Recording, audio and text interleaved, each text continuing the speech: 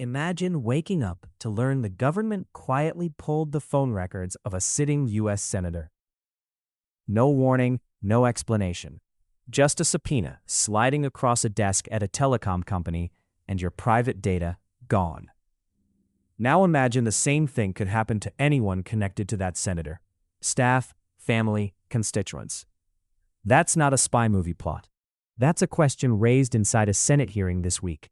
And before anyone even said Jack Smith or Pam Bondi's name, the real issue was already clear. How much power does the government have to reach into private records? And who's actually watching the watchers?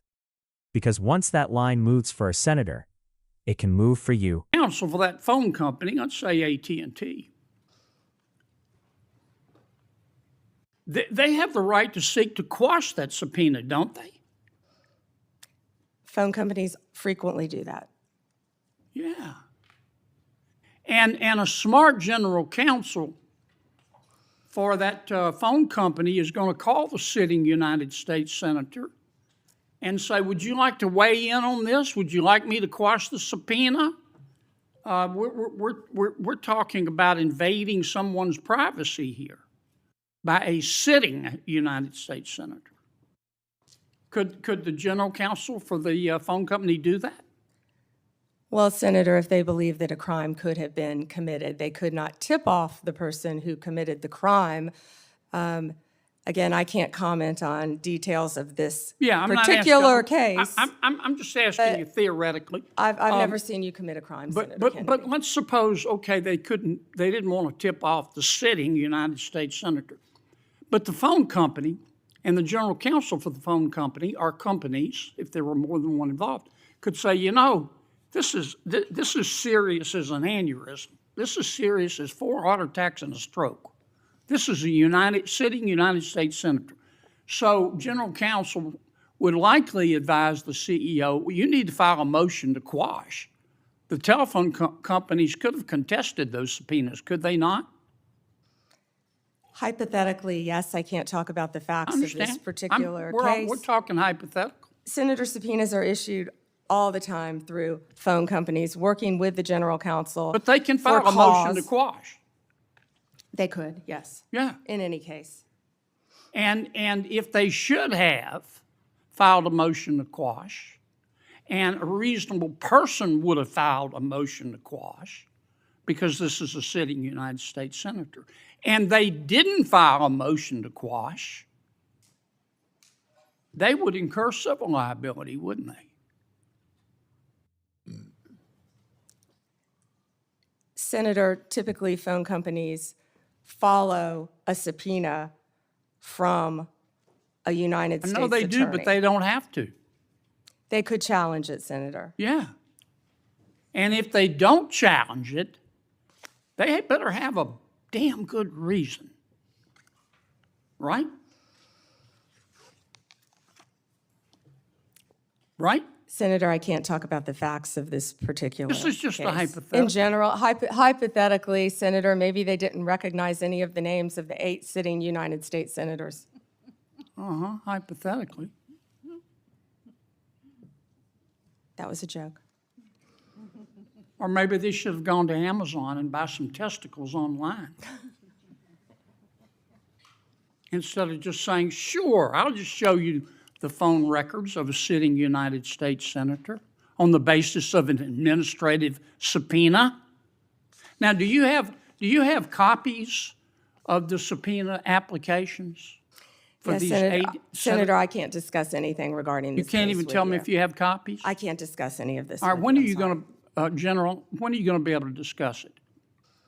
I can't discuss whether there is or is not a pending investigation, I understand, Senator. This but was let's just assume brought to light if by there is a Director pending Patel. investigation, I don't want this to get swept under the rug, okay? Because I think you're going to get pushback from all quarters.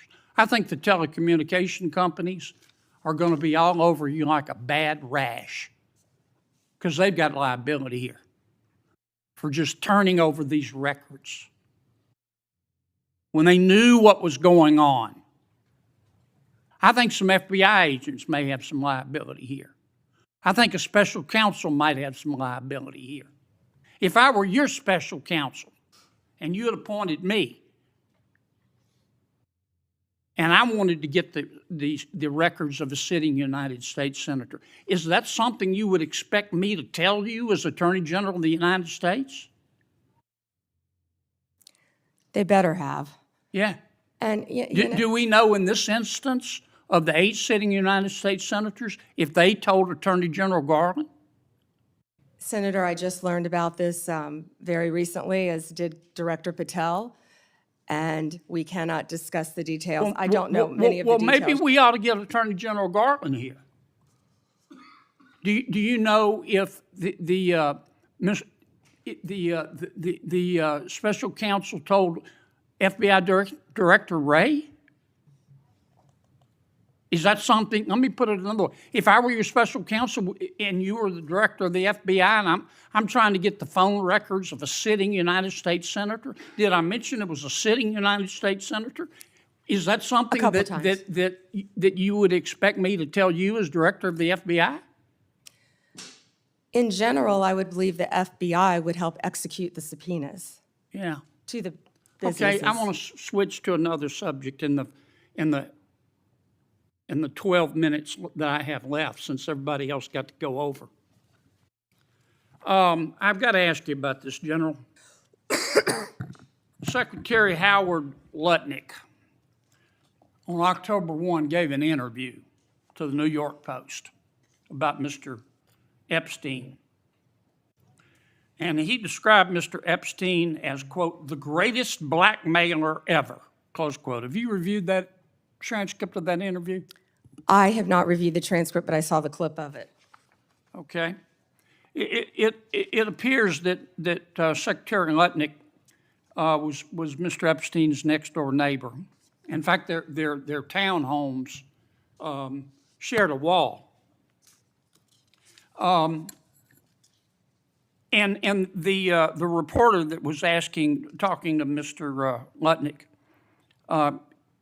she asked how other prominent men could have been associated with Epstein when Mr. Lutnick could immediately sense that he was a, quote, pervert. And then Secretary Lutnick said, or rather the reporter said, did they see it and ignore it? Do you remember that from the interview? I do. And Commerce Secretary Lutnick said, no, they participated. And then Commerce Secretary Lutnick goes on to say, quote, that's what his MO was. You know, get a massage. And what happened in that massage room, I assume, was a video. This guy was the greatest blackmailer ever, blackmailed people. That's how he had money, end quote. Is that true? Senator, as our July memo said, we did not uncover evidence. This case has gone through 3 administrations, as well as former U.S. Attorney Alex Acosta. I know that, Pam, but have you interviewed Secretary Lutnick? No, Senator. Do you plan to? If he wants to talk to the FBI or the FBI wants to talk to him, that is more than on. Don't you think you ought to talk to him after this interview? Senator, if Howard Lutnick wants to speak to the FBI and if Director Patel wants to speak to Howard Lutnick, absolutely. Okay. Maybe we ought to get Mr. Lutnick in here too, Mr. Chairman. This hearing wasn't loud. It wasn't dramatic. It was something more uncomfortable. A reminder that enormous authority can hide behind routine paperwork and non-answers. And when oversight depends on someone choosing to push back, it usually doesn't happen. That's bigger than any one prosecutor or attorney general. It's about whether the system itself still has friction. Because once that friction is gone, privacy doesn't disappear all at once. It just slowly stops being defended.